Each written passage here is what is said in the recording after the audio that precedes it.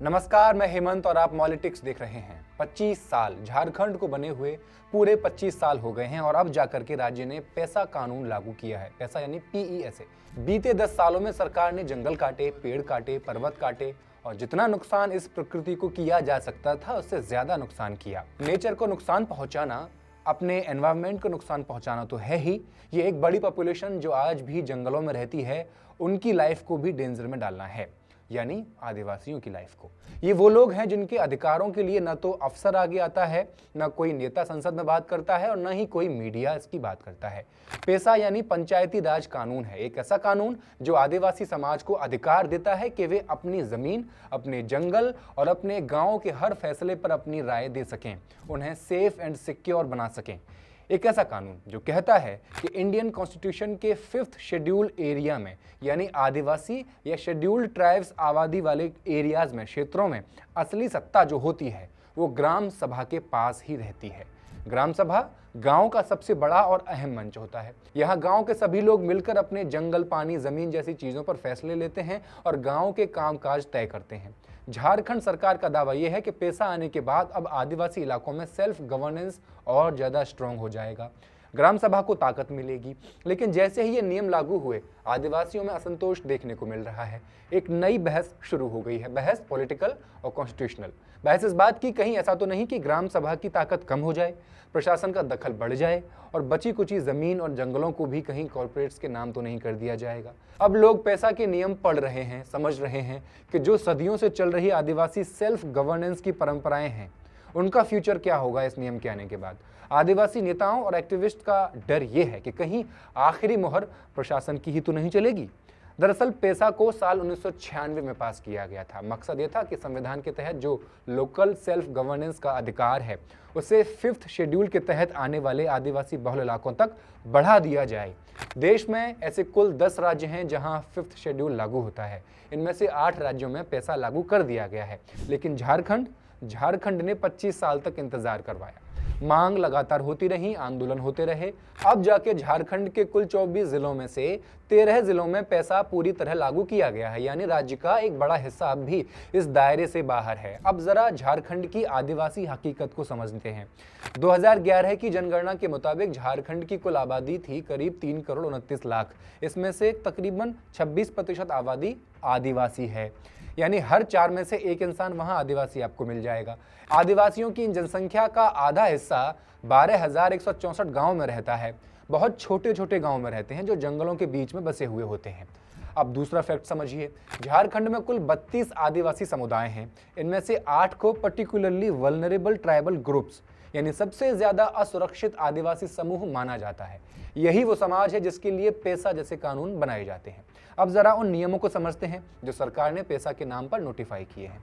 सरकार का दावा है कि अनुसूचित क्षेत्रों में ग्राम सभा को सबसे ताकतवर और हाईएस्ट अथॉरिटी बनाया गया है। कहा गया है कि ग्राम सभा का अध्यक्ष सरकार नहीं चुनेगी, अध्यक्ष वही व्यक्ति होगा जिसे गांव चुनेगा एज पर ट्रेडिशनल कस्टम्स। अब जरा अधिकारों की लिस्ट देखिए, क्या क्या अधिकार मिले हैं। इन नियमों के मुताबिक ग्राम सभा को अपने पारंपरिक इलाकों में नेचुरल एंड कम्युनिटीज रिसोर्सेज के मैनेजमेंट का अधिकार दे दिया गया है, जैसे माइनर मिनरल्स वगैरह, स्मॉल वाटर रिसोर्सेज, तालाब, नाले, यानी वो चीजें जिन पर अब तक प्रशासन और ठेकेदारों की नजर रहती थी, छोटी छोटी चीजें। लेकिन अब यहीं पर एक बड़ा सवाल खड़ा होता है। इन नियमों के मुताबिक ग्राम सभा को मान्यता देने वाला व्यक्ति जो होगा वो जिला डिप्टी कमिश्नर होगा। वही उसकी सीमाएं तय करेगा, वही उसे नोटिफाई करेगा। यानी जहां एक तरफ ग्राम सभा को हाईएस्ट अथॉरिटी बताया गया था, उसकी लिमिट और उसे नोटिफाई प्रशासन का व्यक्ति करेगा। यही वजह है आज झारखंड के आदिवासी समाज में भारी असंतोष पैदा हो चुका है और वो प्रोटेस्ट करने की सोच रहे हैं। इतना ही नहीं, जिला स्तर पर एक मल्टी डिसिप्लिनरी टीम बनाई जाएगी, ऐसा लिखा हुआ है नियमों में, और ये कमिटी सालाना विकास योजनाएं तैयार किया करेगी। ये जरूर कहा गया है कि ये सब काम ग्राम सभाओं से सलाह लेकर होगा, लेकिन योजना कौन बनाएगा, ड्राफ्ट कौन बनाएगा और आखिरी फैसला किसका होगा, ये आप जान सकते हैं if you can read between the lines. सवाल अब और गहरा हो जाता है, क्या वाकई ग्राम सभा ही हाईएस्ट अथॉरिटी होगी या फिर उसे सलाह देने वाली संस्था बनाकर छोड़ दिया जाएगा, जैसे हमारे देश का राष्ट्रपति होता है। जहां एक तरफ मुख्यमंत्री हेमंत सोरेन कहते हैं कि पैसा के नियम आदिवासियों को उनकी जमीन, जंगल और पानी पर फिर से कंट्रोल दे देंगे, तो दूसरी तरफ झारखंड के पूर्व मुख्यमंत्री बाबूलाल मरांडी, अर्जुन मुंडा, चंपई सोरेन और रघुवर दास कह रहे हैं कि ये नियम असली ताकत पंचायती राज सिस्टम और जिला प्रशासन के हाथ में दे रहे हैं। यानी नाम ग्राम सभा का हो रहा है और काम प्रशासन का ही है। ये बहस इसलिए भी गंभीर है क्योंकि झारखंड की राजनीति आदिवासी रिप्रेजेंटेशन के इर्द गिर्द घूमती है। 81 मेंबर्स वाली विधानसभा में 28 सीटें एसटीज के लिए रिजर्व्ड हैं। झारखंड उन गिने चुने स्टेट्स में से है जहां ट्रेडिशनल गवर्नेंस सिस्टम को लीगल रिकॉग्निशन मिली हुई है, जैसे मांकी मुंडा सिस्टम और मांझी परगना सिस्टम। इन सिस्टम से जुड़े 28,500 से ज्यादा लोगों को सरकार हर महीने कुछ पैसे देती है। सवाल है कि ट्रेडिशनल गवर्नेंस सिस्टम्स पहले से मान्य हैं, तो पैसा के नए नियम उन्हें और स्ट्रॉन्ग क्यों नहीं कर रहे? क्यों इसमें जबरदस्ती जिला डिप्टी कमिश्नर का रोल डाल दिया गया है? अगर ग्राम सभा को ही हाईएस्ट अथॉरिटी यानी कि सर्वोच्च मानना है, तो प्रशासन की भूमिका क्यों बढ़ाई जा रही है? ये सवाल आदिवासी समाज पूछ रहा है। जवाब देने वाला कोई नहीं है। पूर्वी सिंहभूम के परगना बाबा दुर्गा चरण मुर्मू 11 दिसंबर को घाटशिला में एक मीटिंग करते हैं। वो इस नियम का स्वागत तो करते हैं, लेकिन इसे ग्राम सभा की ताकत को कमजोर करने वाला भी बताते हैं। उनका कहना यह है कि डिस्ट्रिक्ट मिनरल फाउंडेशन ट्रस्ट के फंड्स पर ग्राम सभा का कोई अधिकार नहीं दिया गया है। क्यों? ट्राइबल सब प्लान पर भी ग्राम सभा की भूमिका तय नहीं की गई है। क्यों? अब आप अगर झारखंड का क्षेत्रफल देखें तो ये लगभग 80,000 वर्ग किलोमीटर है, जिसमें करीब 29% हिस्सा जंगलों से ढका हुआ है। भारत के कुल मिनरल रिसोर्सेज का लगभग 40% हिस्सा झारखंड में मिलता है, जैसे कोयला, लोहा, बॉक्साइट, तांबा और माइका एटसेट्रा। ये सब यही मिलता है। यहाँ सालाना करीब 160 मिलियन टन मिनरल्स प्रोड्यूस किया जाता है। इसकी अनुमानित कीमत लगभग 15,000 करोड़ रुपए है, जो झारखंड को तकरीबन 3500 करोड़ रुपए का रेवेन्यू जनरेट करके देता है। एक फॉरेस्ट राइट्स फोरम है जो 17 एनजीओज को मिलाकर बना है। इस फोरम ने एक स्टडी की है इंडियन स्कूल ऑफ बिजनेस के साथ मिलकर के 2021 में की थी। तो पता चला कि झारखंड में 14,850 गांव ऐसे हैं जो जंगल वाले एरियाज में बसे हुए हैं। Union ministry of tribal affairs की रिपोर्ट कहती है कि अगस्त 2025 तक 1,10,756 फॉरेस्ट राइट्स के दावे दाखिल किए गए थे, जिनमें से केवल 61,930 मंजूर हुए हैं, 28,000 रिजेक्ट हुए हैं और 21,000 अभी भी पेंडिंग हैं। क्यों? फॉरेस्ट राइट्स फोरम के कन्वीनर हैं जॉर्ज मोनोपली। जॉर्ज बताते हैं कि इन एरियाज में ऑफिसर्स का कंट्रोल अभी भी हावी रहता है। यहाँ नियम बड़े चालाकी के साथ ब्लैकआउट कर दिए जाते हैं, यानी लोगों के राइट्स, लोगों की जमीन के ट्रांसफर और यहाँ का कम्युनिटी मैनेजमेंट सब कुछ लगभग खत्म होता जा रहा है।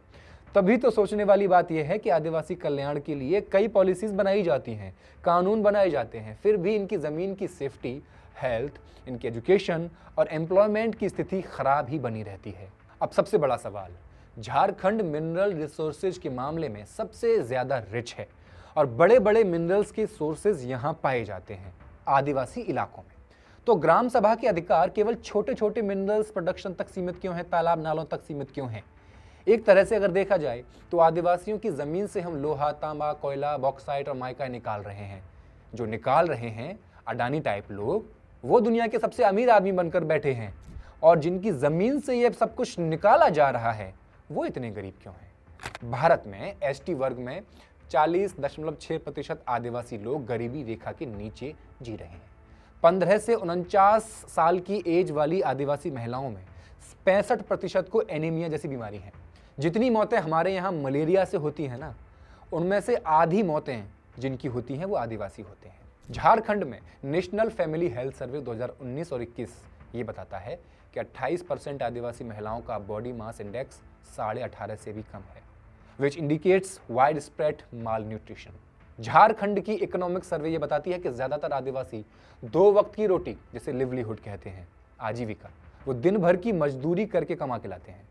केवल 6% आदिवासी परिवार ऐसे हैं जो रेगुलर सैलरीड एम्प्लॉयमेंट पर हैं। नेचर को साफ और सुरक्षित रखने वाले आदिवासियों पर आज पीने का पानी तक नहीं है। सरकार ने गांव-गांव में नल कनेक्शन देने का टारगेट 6.25 मिलियन करीब रखा था, लेकिन अब तक केवल 55% घरों को ही कनेक्शन मिल पाया है, और इसमें भी आदिवासी एरियाज की स्थिति स्पेसिफिकली बेहद पिछड़ी हुई है, नाजुक है। बची हुई कसर पेशा में मौजूद उन नियमों ने निकाल दी जो ग्राम सभा से ज्यादा जिला प्रशासन को पावर दे रहे हैं। पंचायती राज के फॉर्मर डायरेक्टर निशा ओराव ने ये बोला है कि पेशा में मेन सेफगार्ड्स हटा दिए गए हैं। पेशा के सेक्शन 4A और 4D कस्टमरी कानून, धार्मिक प्रथाएं और सांस्कृतिक पहचान की रक्षा करते हैं, इनको नजरअंदाज किया गया है। यहां तक कि सामुदायिक स्वामित्व शब्द भी हटा दिया गया है। तो अगर आप भी चाहते हैं कि पर्यावरण के संरक्षक समाज आदिवासियों को उनका हक मिले तो इस वीडियो को ज़्यादा से ज़्यादा शेयर कर दीजिए। बाकी आपकी मर्जी है। धन्यवाद।